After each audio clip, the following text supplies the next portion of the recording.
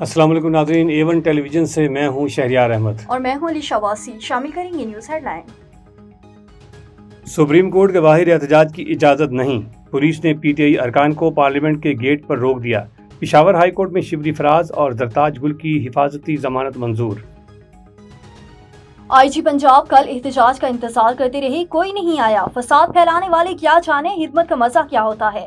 وزیر اعلیٰ پنجاب مریم نواز کا اپنے زمین اپنا گھر اسکیم لانے کا اعلان۔ اسلام آباد میں اربن فلڈنگ، وزیر اعظم شہباز شریف کا نوٹس، نشیبی علاقوں میں مقیم آبادیوں کے لیے حفاظتی اقدامات کی ہدایت، نگرانی کے لیے کمیٹی قائم۔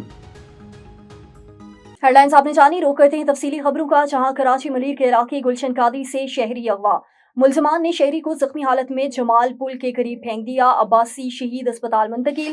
ملیر کے علاقے گلشن قادری سے کار میں سوار مسلح ملزمان نے شہری عابد ول شبیر کو اغوا کے بعد سپر ہائی وے جمالی پل کے قریب زخمی حالت میں پھینک کر فرار ہو گئے۔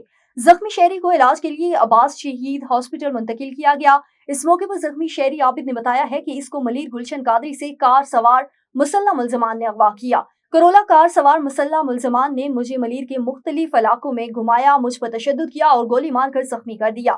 ملزمان نے 10 لاکھ روپے رقم کا تقاضا کیا۔ شہری نے بتایا کہ ملزمان نے میرے جیب سے 55,000 روپے نقدی کیش رقم، ایک پرس جس میں میرے چیک بھی نکال کر لے گئے۔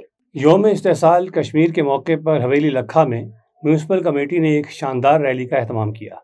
اس ریلی کی قیادت چیف آفیسر سعد الزماں ڈوگر نے کی، جس میں بلدیہ کے ملازمین اور شہر کے مختلف طبقات سے تعلق رکھنے والے افراد نے بھرپور شرکت کی۔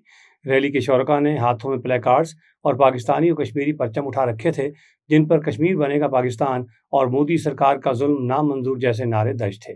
ریلی کے شرکاء نے کشمیر کی آزادی اور مظلوم کشمیریوں کی جدوجہد کی حمایت میں بلند آواز میں نعرے لگائے۔ الیکٹرانک میڈیا حویلی لکھا نے اس ریلی میں میونسپل کمیٹی کا بھرپور ساتھ دیا۔ نیوز اسٹوڈیو سے فی الوقت کے لیے اتنا ہی۔ مزید خبروں اور اپڈیٹس کے لیے دیکھتے رہیے A1 news. A1 T V, سب پہ نظر، اندر کی خبر۔